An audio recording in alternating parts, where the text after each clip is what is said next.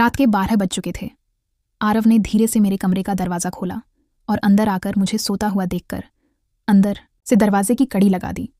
मैं भी सोने का नाटक ही कर रही थी। कमरे में हम दोनों के सिवा और कोई भी नहीं था। मुझे अच्छे से मालूम था कि मेरा सौतेला भाई आधी रात को मेरे कमरे में किस लिए आया है। मैं भी बिस्तर पर आंख बंद करके ऐसे पड़ी थी जैसे बहुत ही गहरी नींद में हूं। उसके बाद जो आरव मेरे साथ करने वाला था वो मुझे मालूम था, पर मैं भी उसे रोकने की कोशिश नहीं करती थी। क्यों नहीं रोकती थी, इसका जवाब आपको कहानी में आगे मिलेगा। आखिर यह सब कैसे शुरू हुआ और भाई को सबसे ज्यादा मेरे में क्या पसंद था, पूरी कहानी जानने के बाद आपके होश उड़ जाएंगे कि कैसे उसने मुझे गर्मी की छुट्टियां और अजीब सी थकान हेलो। दोस्तों, मेरा नाम नेहा था और मेरी उम्र 21 साल थी। मैं सेकेंड ईयर की स्टूडेंट थी। उन दिनों गर्मी शुरू हो चुकी थी, इसीलिए हमें कॉलेज से छुट्टियां मिल गई थीं। रोज़ की तरह आज भी पूरे घर की सफाई करने के बाद मैं अपने बिस्तर पर आराम कर रही थी। थकावट इतनी ज़्यादा थी कि ऐसा लग रहा था जैसे पूरा बदन अकड़ गया हो। मैं अपने बिस्तर पर लेट सुकून पाने की कोशिश कर रही थी और हाथों से अपने सिर की मसाज कर रही थी। तभी मेरी एक सिसकती आवाज़ सुनकर मेरा भाई आरव बंद कमरे में आया और कहने लगा, क्या हुआ दीदी, तबीयत तो ठीक है? मैंने कहा, क्या बताऊं भाई, मम्मी सारा काम मेरे सर पर डालकर चली जाती है। कॉलेज की छुट्टियां क्या हुई, सारे घर की जिम्मेदारी मुझ पर आ गई है। ऊपर से नौकर भी छुट्टी पर है। मुझसे नहीं होते ये घर के काम। मेरी बात सुनकर वो मेरे पास बैठ गया और कहने लगा, मेरी प्यारी बहन, कोई बात नहीं, मैं अभी तुम्हारे लिए दूध लेकर आता हूं, उसे पियोगी तो सुकून मिलेगा। आरव की बात सुनकर मैं मुस्कुरा दी और कहा, बस तुम खाना बाहर से ले आना, मैं थोड़ी देर सो जाऊंगी। इसके बाद वह वापस दूध लेकर आया। उसे देखकर मुझे उस पर बहुत प्यार आया। सच में दुनिया में बहुत कम ही ऐसे भाई होते हैं जो अपनी बहनों का इतना ख्याल रखते हैं। मैंने उसे ढेर सारी दुआएं दी और उसका लाया हुआ दूध पीने लगी। दूध पीने के बाद मैंने गिलास एक साइड पर रखा और लेट गई। आरव कहने लगा, चलो मैं तुम्हारा सिर दबा देता हूँ, तुम आराम से सो जाओ। वह मेरे सिरहाने बैठ गया और अपने हाथों से मेरा सिर दबाने लगा। मुझे धीरे धीरे सुकून मिलने लगा और दर्द भी कम होने लगा।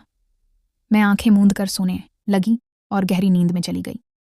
मुझे पता ही नहीं चला कि घंटों तक मैं सोती रही। रहस्यमय रातें मेरी आंख मम्मी की आवाज़ से खुली। मैं हड़बड़ा कर उठी। सिर बुरी तरह बोझिल हो रहा था। घड़ी पर नज़र डाली तो रात के 10 बज रहे थे। मुझे एकदम झटका सा लगा। बड़ी अजीब बात थी कि पापा ऑफिस से वापस आ चुके थे। शायद थकावट की वजह से मुझे वक्त का एहसास ही नहीं हुआ।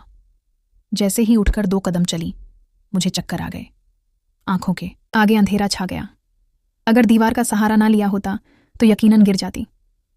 फ्रेश होकर बाहर आई तो देखा खाने की टेबल पर सब मेरा ही इंतजार कर रहे थे। मैं जाकर आराम से कुर्सी पर बैठ गई। आरव मुझे देखकर मेरी प्लेट में खाना डालने लगा। फिर मम्मी से कहने लगा, मम्मी नेहा पर काम का बोझ थोड़ा कम डाला करें। अगर नौकरानी नहीं आ रही है तो उसकी जगह किसी और को रख लें। ये बेचारी सारा दिन काम करके थक जाती है। देखें तो इसकी रंगत भी पीली पड़ चुकी है। मेरी हालत वाकई खराब हो चुकी थी। मैं बहुत थकी हुई महसूस कर रही थी। मम्मी और पापा दोनों ही जॉब करते थे, क्योंकि सिर्फ पापा की नौकरी से घर चलाना मुश्किल था। ऊपर से हमारी पढ़ाई के खर्चे भी कुछ कम नहीं थे। इसलिए मम्मी भी उसी कंपनी में काम करती थी जहां पापा नौकरी करते थे। मैं और आरव कॉलेज जाते थे, मगर अभी गर्मियों की वजह से छुट्टियां थीं, इसलिए हमें घर पर ही रहना पड़ रहा था। मैंने यहाँ कहानी में कुछ शब्द छूटे हुए हैं, मैं आगे की कहानी जारी रख रही हूँ। जैसे कोई मेरे बिस्तर के पास बैठ रहा हो। ऐसा लगा जैसे कोई अपना हाथ मेरी ओर बढ़ा रहा हो। डरते हुए मैंने पलट के देखा, लेकिन वहां कोई नहीं था। घबराहट के मारे मेरी सांसें तेज हो गई थीं। मैंने तुरंत उठकर कमरे की लाइट ऑन की। दरवाज़ा खोलकर बाहर भी देखा, मगर वहां भी कोई नहीं था। आज से पहले ऐसा कभी नहीं हुआ था जो अब हो रहा था। मुझे प्यास लगी तो मैं कमरे का दरवाज़ा खोलकर बाहर निकली। उसी वक्त आरव भी अपने कमरे से बाहर निकला। मुझे देखकर उसने पूछा, क्या बात है, आप अभी तक जाग रही हैं? मैंने जवाब दिया, कुछ नहीं, बस ऐसा महसूस हुआ जैसे कमरे में कोई मौजूद हो। पानी पीकर मैं दोबारा कमरे में आ गई और पीछे आरव भी आ गया। उसने कहा, आपको डरने की ज़रूरत नहीं है। अगर आपको डर लग रहा है तो मैं आपके पास सो जाता हूँ। मैंने उसे मना करते हुए कहा, नहीं, तुम्हें अपनी नींद खराब करने की ज़रूरत नहीं है, तुम अपने कमरे में जाकर सो जाओ। लेकिन वह जिद करने लगा, मैं आपको अकेला किसी भी हाल में नहीं छोड़ सकता। आपकी तबीयत खराब हो सकती है, मैं आपको तकलीफ में नहीं देख सकता। आप सो जाएं, मैं यहीं सो जाता हूँ। आखिरकार मैं बेड पर जाकर सो गई। उसने तकिया उठाया और सोफे पर रखकर वहीं सो गया। उस रात मुझे ऐसा महसूस हुआ जैसे कोई मेरे सिरहाने बैठकर मुझे बहुत देर तक देखता रहा हो। उसने मेरे बालों को सहलाया, मेरे चेहरे पर उंगलियां फेरी और मैं सुकून से सोती रही। ये सब मुझे एक सपने जैसा लग रहा था, तेल की मालिश और संदेह। अगली सुबह जब मैं उठी तो मेरा मूड बड़ा अजीब था, लेकिन जब मैंने अपने भाई पर गौर किया तो मैं हैरान रह गई। शुक्र था कि मैंने अपने जिस्म को दुपट्टे से ढक रखा था। मेरी कमीज बेतरतीब हो चुकी थी। मुझे हैरत हुई, क्योंकि आज से पहले मैं कभी इस तरह इतनी गहरी नींद में नहीं सोई थी। आज मैं थोड़ी खुश भी महसूस कर रही थी, लेकिन इसकी वजह समझ नहीं आ रही थी। मैंने उससे पूछा तो उसने कहा, मैं तो रोज ही इतना खुश होता हूं। जिसे आप जैसी बहन मिल जाए वह क्यों ना खुश हो। घर के सारे काम निपटाकर जब मैं बैठी तो आरव तेल लेकर मेरे पास आ गया। कहने लगा, हाओ दीदी, अपने बाल खोल लीजिए, मैं आपके सिर में मसाज कर देता हूं। मुझे उसकी हरकतें अजीब लगने लगीं। मैंने कहा, यह तुम्हारा काम नहीं है, जाओ अपने दोस्तों के साथ घूमो फिरो, मुझे मसाज की जरूरत नहीं है। मगर उसने मेरी बात नहीं मानी और खुली मेरे बालों से कैचर उतारते हुए कहने लगा, आप नखरे मत किया करें, किस्मत वालों को ही ऐसे भाई मिलते हैं। जब आपका भाई आपके खूबसूरत रेशमी बालों में मसाज करना चाहता है तो आपको क्या समस्या हो सकती है। आ जाइए, मैं आपके सिर की मसाज कर देता हूं, आपको बहुत सुकून मिलेगा। वह मुझे उठाकर कमरे में ले गया। मैं बेड पर तकिया रखकर लेट गई। मेरे बाल बेड से नीचे लटक रहे थे। वह मेरे सिरहाने बैठकर मेरे बालों की मसाज करने लगा। आरव मुझसे 5 साल छोटा था, लेकिन मुझे नाम से ही बुलाता था। उसने कहा, आप इतनी प्यारी है कि आपको देखकर दिल करता है कि आप हमेशा इसी तरह मुस्कुराती रहे और मैं आपकी लाड उठाता रहूं। वह मेरे बालों की मसाज कर रहा था और उसके हाथों में जैसे जादू था। मुझे इतना अच्छा लग रहा था कि मैं धीरे धीरे नींद की वादियों में खोने लगी। तेल की खुशबू भी बहुत जबरदस्त थी। मैंने उससे पूछा, ये कौन सा तेल है? वो बोला, ये बहुत ही खास तेल है, खास आपके लिए। आपके जो इतने हसीन बाल हैं ना, ये उन्हीं बालों के लिए बना है। उसकी बातें बहुत प्यारी थीं, हालांकि मैं समझ नहीं पा रही थी कि वह किस लहजे में बात कर रहा है। बहरहाल मसाज के दौरान ही मैं गहरी नींद में खो गई। गीले कपड़े और शरीर का दर्द। कुछ देर बाद जब मेरी आंख खुली तो मेरा पूरा बदन दर्द से टूट रहा था। ऐसा लग रहा था जैसे मेरी टांगों पर बहुत ज्यादा वजन रखा गया हो। पूरे बदन में दर्द सरक रहा था। मैं धीरे धीरे उठकर बैठी और आसपास देखने लगी। मेरी हालत अजीब थी। जब मैंने खुद पर गौर किया तो देखा कि मैं पूरी तरह भीगी हुई थी, जैसे किसी ने मुझे नहला दिया हो। मेरे कपड़े गीले थे, पंखा बंद था और कमरे में गर्मी थी। यह सब क्या हो रहा था? बड़ी मुश्किल से मैं बेड से उठी। मुझे चक्कर आ रहे थे, चलना मुश्किल हो रहा था। मैं अपनी हालत समझ नहीं पा रही थी। ऐसा क्यों लग रहा था कि मैंने सोया नहीं, बल्कि कोई भारी मेहनत वाला काम किया हो। बड़ी मुश्किल से चलकर मैं बाथरूम गई और फ्रेश हुई। अपनी हालत पर गौर किया तो लगा जैसे शरीर पूरी तरह थकावट से चूर था। जब मैं कमरे से बाहर निकली तो मुझे फुसफुसाने की आवाज़ें सुनाई दी। ऐसा लग रहा था जैसे कोई किसी से बात कर रहा हो। घर में मेरे और आरव के अलावा कोई नहीं था। फिर वह किससे बात कर रहा था? मैं पहले किचन में पानी पीने गई, मगर तब तक वह फुसफुसाहट रुक चुकी थी। मैं किचन के दरवाजे के पास खड़ी थी जब मैंने बैठक से किसी को निकलते देखा। उसके हाथ में काफ़ी पैसे थे, जिन्हें देखकर वह मुस्कुरा रहा था। यह देखकर मेरे माथे पर बल पड़ गए। अगले ही पल उसकी नज़र मुझ पर पड़ी। मुझे देखकर उसने कहा, नेहा, आप उठ गई? मैं उसकी तरफ धीरे धीरे चलकर गई। वह हड़बड़ाकर पैसों को अपनी पैंट की जेब में डालने लगा, मगर मैंने उसका हाथ पकड़कर उन पैसों को सामने लाकर पूछा, इतने पैसे तुम्हारे पास कहाँ से आए? वह नजरें झुका चुका था। धीरे से कहने लगा, आप प्लीज पापा को मत बताना। मैं ताज्जुब में थी कि उसने यह पैसे पापा को क्यों नहीं दिए। मैंने सख्ती से पूछा तो वह सहम गया। उसने कहा, ये पैसे तो पापा के एक दोस्त ने कई साल पुराने कर्ज के रूप में लौटाए थे।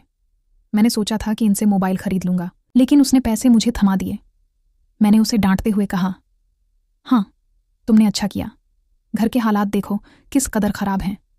हमारे माँ बाप दोनों नौकरी कर रहे हैं और तुम मोबाइल खरीदने की बात कर रहे हो। वह शर्मिंदा हो गया।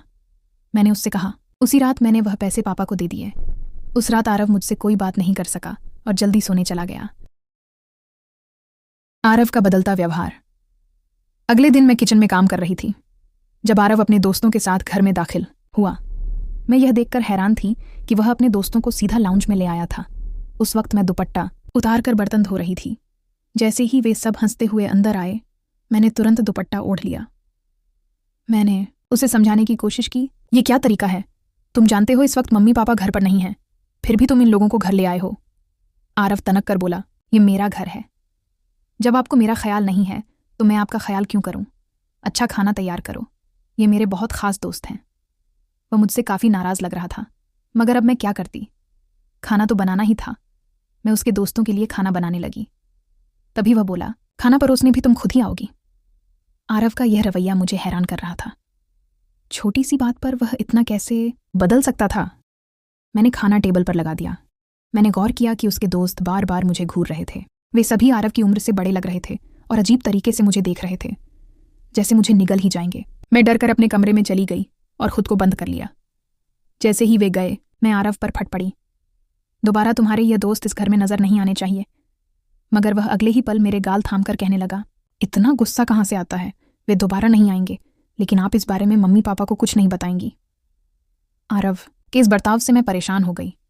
वह कभी प्यार जताने लगता था तो कभी चिढ़ने। बहरहाल मैंने हामी भर दी और अपने कमरे में चली गई। पैरों की मालिश और सदमा। मुझे आरव की हरकतें दिन ब दिन अजीब लगने लगी थी। उस रोज भी जब मैं अपने कमरे में आराम करने के लिए सोई तो अचानक मुझे अपने पैरों पर किसी के हाथ महसूस हुए। मैंने चौंक कर आंखें खोली तो देखा कि आरव मेरे पैरों को अपनी गोद में रखकर मसाज कर रहा था। मैंने तुरंत उसे ऐसा करने से मना किया, मगर वह कहने लगा, मैं जो कर रहा हूं मुझे करने दो। इस घर में एक मैं ही हूं जिसे आपकी इतनी फिक्र है। मम्मी पापा को तो काम से ही फुर्सत नहीं है। मैं भी थक चुकी थी। आंखें बंद की और सोने लगी। आरव के हाथों की मसाज से मुझे नींद आ गई, लेकिन जब मेरी आंख खुली तो मेरे होश उड़ गए। मेरा सिर बुरी तरह चकरा रहा था। बिस्तर की चादर बिल्कुल बेतरतीब हो चुकी थी। बिस्तर पर एक शर्ट और एक मेल परफ्यूम पड़ा था। यह सामान किसका था? मैं कुछ बोल नहीं सकी। मेरे सिर में इतनी तेज दर्द था कि मैं फिर से बिस्तर पर गिर गई। ऐसा लग रहा था जैसे किसी ने मुझे बेहोशी की दवा पिला दी हो। पास में फुसफुसाने की आवाज़ें आ रही थीं, मगर कौन बोल रहा था यह मैं पहचान नहीं सकी। मुझे सिर्फ आरव की आवाज़ सुनाई दे रही थी। ऐसा लग रहा था जैसे वह मेरे कमरे में मौजूद हो और मुझे उठाने की कोशिश कर रहा हो। कुछ देर बाद जब मेरी आंख खुली तो सारा दृश्य मेरी नज़रों के सामने घूमने लगा। मैंने सबसे पहले बेड की तरफ देखा, जहां पहले शर्ट और परफ्यूम पड़े थे, मगर अब वहां कुछ भी नहीं था। आज फिर मेरी हालत बहुत अजीब थी। मैं कोई बच्ची नहीं थी जो यह सब कुछ समझ न पाती। घर में मेरे और आरव के अलावा और कोई नहीं था। फिर मेरे सोने के बाद ऐसा क्या होता था कि मेरा पूरा शरीर पानी से नहला दिया गया हो। सिर्फ इतना ही नहीं, मेरा शरीर दर्द से चूर था और रंगत भी बिल्कुल पीली पड़ चुकी थी। दिन ब दिन आरव मेरे करीब आने की कोशिश कर रहा था, मगर मैं हर बार कोई ना कोई बहाना बनाकर अपने कमरे में चली जाती थी। मेरे दिमाग में अजीब अजीब से विचार आने लगे थे। तबीयत भी काफ़ी खराब रहने लगी थी। मेरी हालत देखकर माँ भी परेशान हो गई। उन्होंने कहा कि वह अगले दिन ऑफिस से छुट्टी लेकर मुझे डॉक्टर के पास ले जाएंगी ताकि पता चल सके कि मुझे क्या समस्या है। उस रात मैं बार बार उठ रही थी और ठीक से सो नहीं पाई। सच्चाई का सामना। अगले दिन मेरे माता पिता हमेशा की तरह अपने काम पर चले गए। मुझे लगा शायद उन्हें मेरी परवाह नहीं थी। आखिरकार मैं खुद ही डॉक्टर के पास गई। वहां अल्ट्रासाउंड से पता चला कि मैं गर्भवती हूं। यह सुनकर मेरे होश उड़ गए। आखिर यह सब मेरे साथ कौन कर सकता था? आरव मेरा भाई था, लेकिन फिर मेरे दिमाग में यह बात आई कि मैं उसे सगा भाई समझती हूं, जबकि वह मेरा सौतेला भाई है। आरव मेरी माँ की दूसरी शादी से था, जबकि मैं उनकी पहली शादी की औलाद थी। इस तरह की बातें मुझे गलत सोचने पर मजबूर कर रही थी। मुझे समझ नहीं आ रहा था कि यह बात मैं अपने माता पिता को कैसे बताऊं। आरव जब भी मेरे पास बैठता तो कभी मेरा हाथ पकड़ता तो कभी मेरे गाल खींचने लगता। मैं पहले इन बातों को हल्के में लेती थी, मगर अब सब कुछ अलग नजर आ रहा था। एक दिन मैं अस्पताल गई और अबॉर्शन से पहले डॉक्टर से कहा कि इस बच्चे का DNA टेस्ट किया जाए। डॉक्टर ने रिपोर्ट दी और जब मैंने उसे देखा तो मेरी सांसें थम गई। जो मैं सोच रही थी वैसा कुछ भी नहीं था। बच्चा आरव का नहीं था, लेकिन फिर सवाल उठा, यह किसका था? मैंने इस गुत्थी को सुलझाने के लिए अपने कमरे में मोबाइल का कैमरा फिट कर दिया। मुझे सच जानना था। वीडियो रिकॉर्डिंग और भंडाफोड़। कुछ दिनों बाद जब माँ पापा घर पर नहीं थे, आरव फिर मेरे पास आया। उसने मेरे सिर की मालिश शुरू कर दी। मैंने बहुत कोशिश की कि मैं ना सोऊं, मगर तेल में शायद कोई बेहोशी की दवा मिलाई गई थी। जैसे ही मैं उस तेल को सूंघी बेहोश हो गई। वो घंटे बाद जब मुझे होश आया तो माँ बाप घर लौट आए थे। मैंने तुरंत अपने कमरे में लगे कैमरे की रिकॉर्डिंग देखी और जैसे ही सच्चाई सामने आई, मेरे पैरों तले जमीन खिसक गई। आरव मेरे कमरे में अपने घटिया दोस्तों को लाता था। वे मेरे साथ घिनौना बर्ताव करते थे। अपना काम पूरा करने के बाद वे आरव को पैसे देकर चले जाते।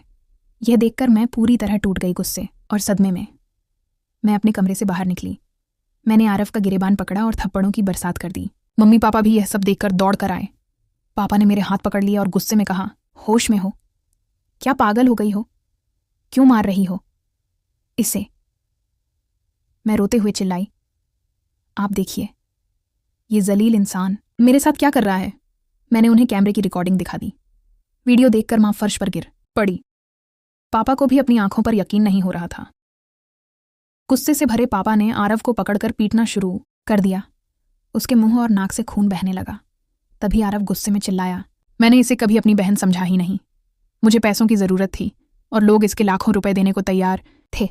मुझे अपनी ज़रूरतें पूरी करनी थी, इसलिए मैंने यह कदम उठाया, अपनी बहन की जिस्म फरोशी करवाई। यह सुनकर मैं अपने कानों पर हाथ रखकर बस रोती रही। पापा ने उसे इतना मारा कि वह लहूलुहान हो गया, मगर जैसे तैसे वह खुद को छुड़ाकर घर से भाग गया। उसके बाद वह कभी भी उस घर में लौटकर नहीं आया। मेरे पेट में पल रहा बच्चा नाजायज़ था। मैंने उसका अबॉर्शन करवा दिया, मगर आरव ने मेरे साथ जो घिनौना खेल खेला था वह मेरे मन से मरते दम तक नहीं मिटेगा।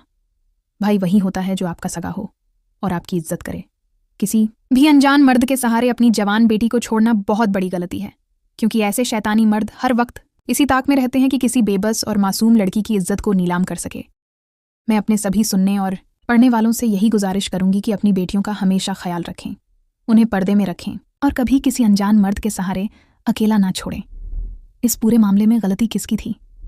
मेरे माँ बाप की जो पैसा कमाने की दौड़ में बच्चों से बिल्कुल बेफिक्र हो गए थे, या फिर मेरी जो अपने सौतेले भाई के साथ अकेली इस घर में रहती थी और उस पर हद से ज्यादा भरोसा करती थी।